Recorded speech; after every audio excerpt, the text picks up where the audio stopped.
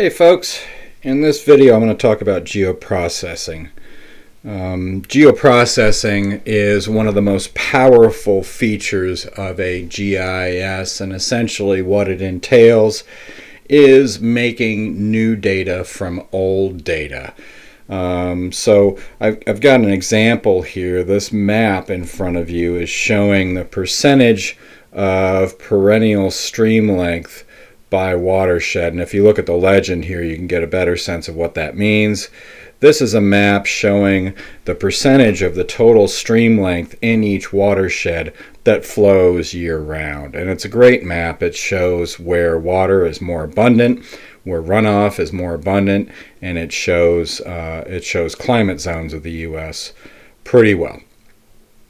Now, to get a map like this, you probably start off with raw data sets for just the watersheds that are outlined on this map, and then also raw data just for the streams in the US. And what you're doing by doing various geoprocessing operations is combining those two data sets in a way that gives you the answer that you want. So we'll talk about a lot of different methods for geoprocessing, and then at the end we'll come back to this map and we'll see if we can say a little bit more about how this map was made.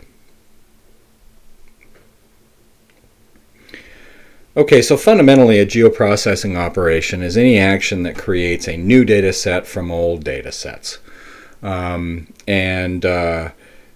Basically anything that changes an actual feature class or that creates a new feature class from one or more old ones is a geoprocessing operation. There's a lot of stuff you do in a GIS that is not geoprocessing. So changing the symbology in a map is not a geoprocessing operation. It doesn't change the data at all. Doing editing is sort of geoprocessing, but it's different. Geoprocessing involves taking one data set, applying some function to the entire data set to produce something new. Editing involves changing feature by feature the data in a data set, so it's a little bit different. Okay, so just as a corny example here, of what a geoprocessing operation might look like. Let's say you've got a vector image shown on the left and a raster image of the same area shown on the right. One geoprocessing operation that you might perform on the vector image is a geoprocessing image that converts it to a raster. In other words, going this way. Conversely, you could also start with a raster image and make a vector data set out of it. And both of these two operations, going from left to right or going from right to left, would be geoprocessing operations because you're starting with one data set and you're making a new data set out of that first one. Geoprocessing operations can have one input, let's say one feature class, that you then apply some function to produce one output. And given this single input, you could apply several different functions to that input to get several different feature classes as output, but in the end result, your input is always going to be one thing. So there's a whole bunch of geoprocessing operations that require only one input and then just take that input and convert it into something else. And as an example, converting a raster to a vector would be one of these types of geoprocessing operations. Other geoprocessing operations use more than one input, so more than one feature class goes into a function. Let's say take this layer and subtract this one from it would be the function, and then that will produce an output layer. So very often with geoprocessing operations, really what you're just doing, what these functions represent, are some sort of mathematical operator that you are performing on either one input or many inputs to produce the output that you want. Okay, there are three main types of geoprocessing operations. In addition to having single inputs or multiple inputs, there are also local, neighborhood, and global types of operations, and so I'll show you for each one of these what exactly I mean. So a local operation is some sort of function that operates on each individual feature independently to produce an independent answer for each one. So a good example of a local operation would be calculating a field for population density. You're basically taking information from each of the features and you are applying some sort of mathematical function to those bits of information to produce the answer that you want. And that answer is completely independent of any of the other features on the map.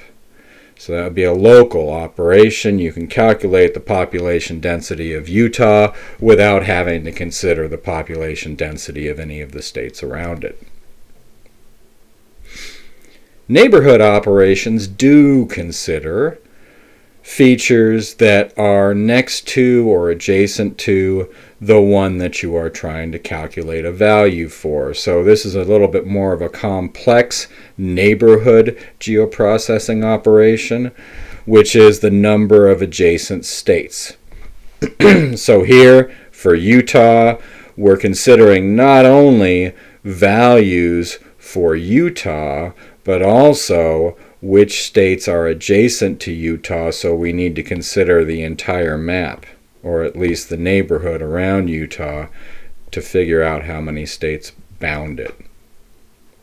And that would be, again, a neighborhood operation. We need to consider more than just the feature we're trying to calculate a value for in order to get the right answer. Global operations, global geoprocessing operations, are those that require information from the entire map to calculate the right answer. So here what we're trying to do is we're trying to rank states by population, and in order to rank all of the states in the U.S. by population, we need to know the population of all the U.S. states as well as the population of the one that we're trying to calculate a rank for in order to get the right answer. And so we need to consider the entire map to get the answer that we want, which is what makes it a global operation. Okay, last Friday we played around a little bit with making selections, and on Wednesday we did so as well.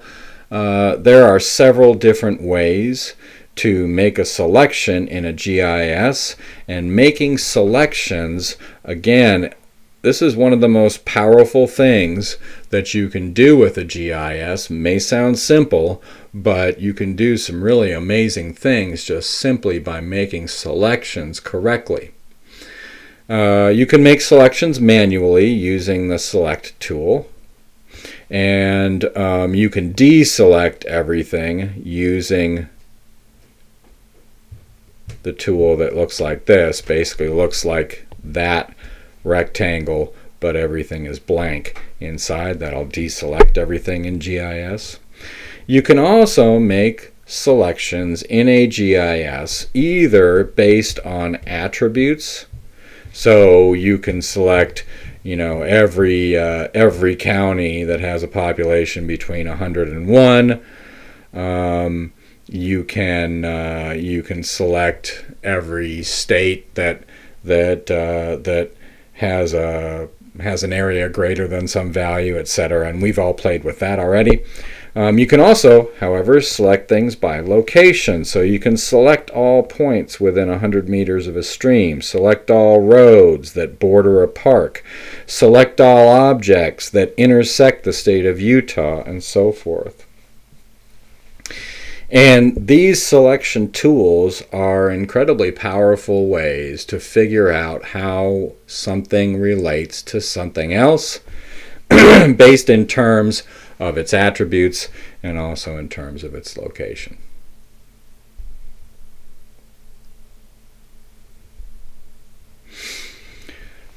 Okay, before we talk more about geoprocessing operations specifically, it's important to set up what's called the geoprocessing environment. What you see in this slide is a control panel that pops up whenever you choose to change or set the environment for a particular operation. There are three places that you can set the geoprocessing environment for. They can be set just for the application you are working in. In other words, for ArcGIS generally, so that they apply to all tools. You can set them to apply to a particular process, and you can set them to apply to a model, which is a series of processes. But basically what I want to tell you for the purposes of this class is that the geoprocessing environment is the basic settings for the tool that you're going to use, and you can either set them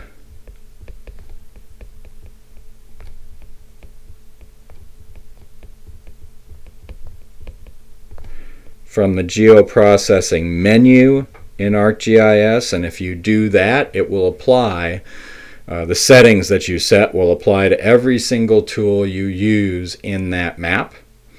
Or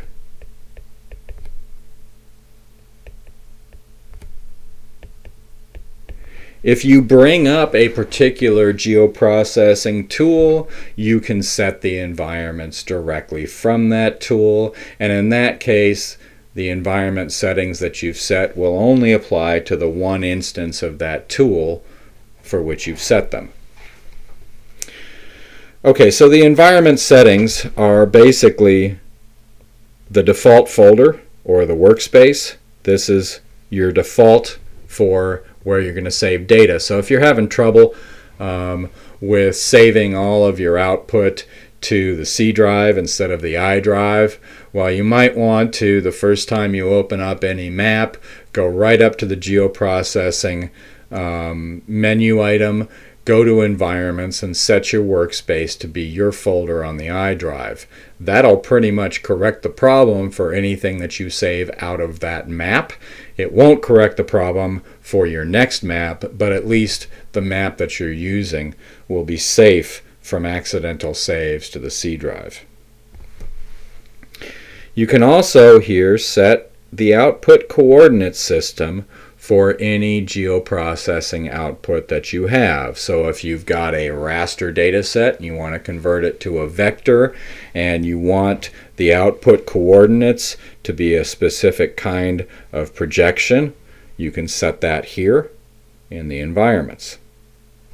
The processing extent is the extent over which you want a particular operation to take place. So very commonly, you may be working with extremely large data sets, like 100 gigabytes or something like that, a very, very, very large, let's say, LiDAR data set, but you're only interested in doing some sort of processing on that in a very, very small area. So let's say you've got LiDAR data for all of Indiana and you want to make a map of just the Greencastle area that takes that LiDAR data with elevation in every cell and converts it into a picture that shows shading on hills.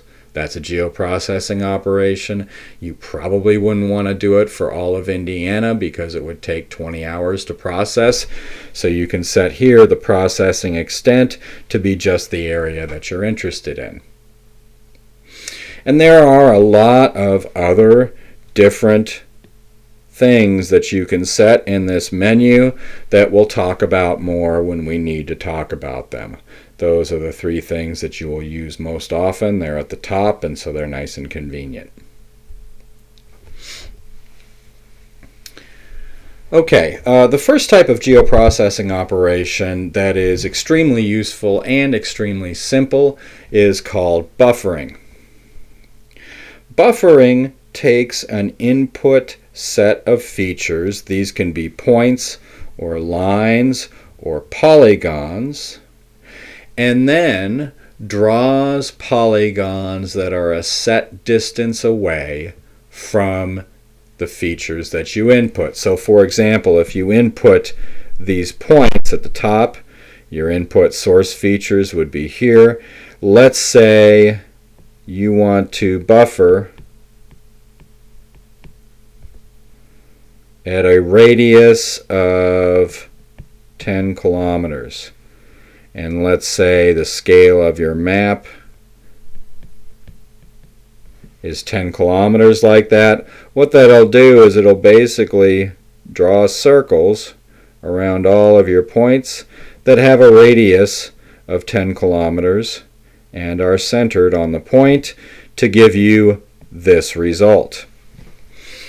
When points are close together, like these three are here, you can either draw three overlapping polygons, and I don't know why you would ever want to do that, or more commonly, you would take those polygons and you would join them together into one buffer feature that is basically the exterior of these three combined.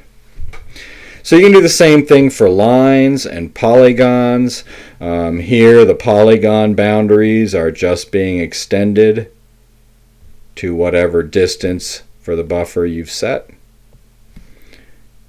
And the output looks like this. For the lines, same thing. So this is the type of feature that's used for city planners to basically calculate zones where, I don't know, if you're not supposed to build within 1 kilometer of a stream, maybe this type of buffering operation would be useful for making a map like that.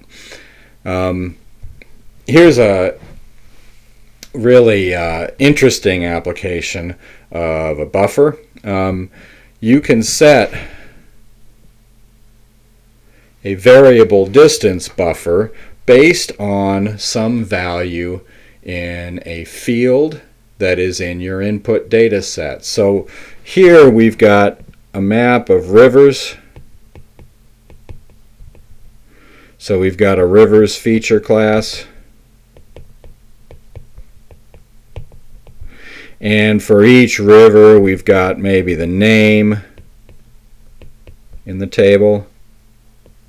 And we've got discharge. Basically, the amount of water that runs down each segment of river. And we have some other rivers in here, the Ohio, for example, etc., etc., etc. And if we've divided these rivers up into segments that all have basically the same discharge, we would have a number in here, and I don't know what the discharge of the Mississippi River is. Let's say, I don't know, 1,000 cubic meters per second or something like that. The Ohio would probably be a lot less than that. So those are our discharges, and we can use this field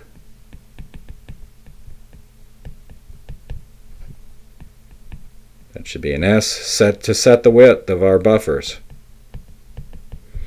And the result would be a map like shown on the left here, where the rivers that have more water flowing through them can be drawn as wider polygons, and the rivers that have less water traveling through them can be drawn as narrower polygons. And so you can look at a map like this and you can immediately tell that the Mississippi River carries more water than the Ohio, which carries more river than the Missouri or the Platte or any of these other rivers.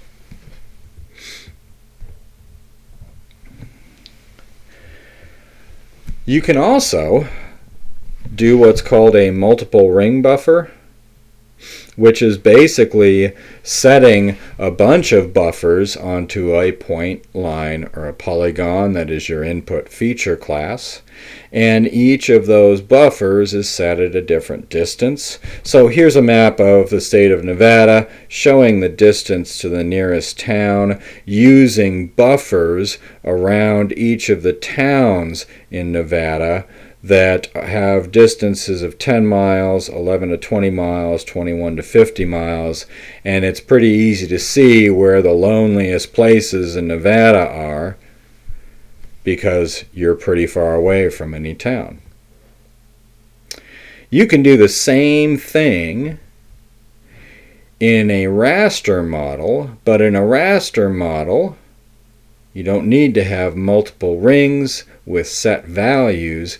In a raster model, you can set for every pixel in the raster how far away it is from the nearest city and generate a map like this. Here the map is showing you for every pixel on the raster how far away it is from the nearest city. So if I were to click right here and get info, it would tell me exactly how far away that is from the nearest city, and you could find the pixel in this with the largest value, and that would show you the loneliest spot in the state of Nevada, the one that's furthest away from the nearest city.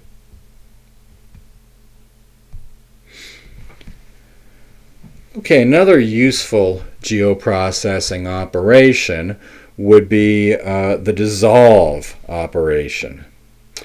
The dissolve operation is a way to take information from a whole set of features and collapse that information based on common values within a specific field.